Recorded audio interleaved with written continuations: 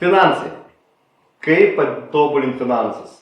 Kaip juos sutvarkyti? Visų pirma, reikia pradėti žiūrėti, dėl ko mes gyvenam, dėl ko mes dirbam. Jeigu mūsų tikslai yra keliami per tai, kad uždirbsiu, padarysiu, kai turėsiu pinigų, tada pirksiu, tada mes galime savo svajones palaidoti iš karto, užmiršties, niekada taip nebus.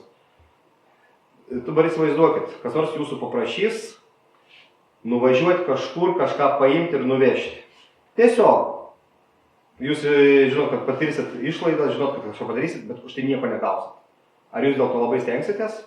Nu, vieną kartą, antrą kartą. Bet jeigu taip nuolat, kiekvieną dieną teiksit paslaugas kažkam už kažką ir jokio atlygio. Tai taip galvoja mūsų smegenys. Aš uždirbsiu pinigų tam, kad juos išleisčiau.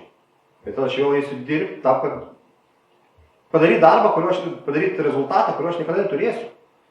Aš nenoriu to rezultato daryti. Ką man bėgti kažkur tai į kažkokias varžybas ar kažkur tai, jeigu niekada aš neatbėgsiu pirmas ir visada būsiu paskutinis, mūsų smegenys priešinsis visais būdais.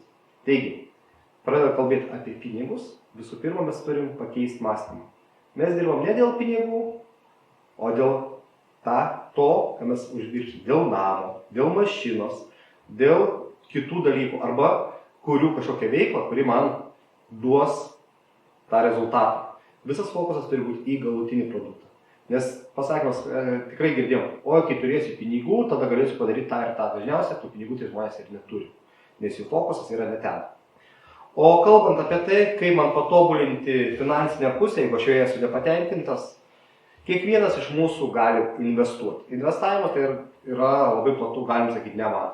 Nu, gal ir ne tau, bet jeigu pažiūrėsim, yra pilna aplinkoje platformų, į kurias saugiai galim investuoti. P2P, tai yra žmonės žmonėms, ne? Įdėję 10 eurų mes galim gauti, kad ir nedaug, kelis 20-30 centų per mėnesį. Galiu papasakoti savo istoriją. Kažkada į vieną platformą suinvestavau savų pinigų, įdėjau apie 200 eurų ir juos įdėjau per pusmetį. Iš pradžių 10 eurų, paskui 20, paskui gal 50. Buvo tokiam keistom sumom, sudėjau. Vakar, kaip tik tikrinausi, toje platformoje yra 900. Tai yra 3 metai nieko nedarimo, pinigų suma realiai 4 kartus užaugo.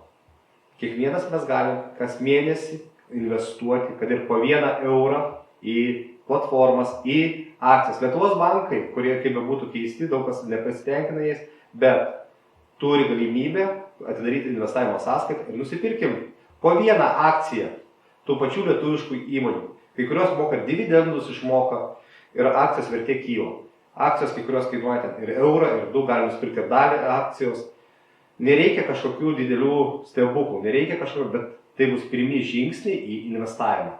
Aišku, mes jau turim kažkokį kapitalą, turim bent kažkiek tai daugiau negu 10 eurų, galim pradėti žiūrėti ir plačiau. Tam yra bendruomenės, tam yra visokie klubai, kur galima ateiti, pasižiūrėti, pasiskaityti, susipažinti žmonėmis, išgirsti patirties ir tai daryti.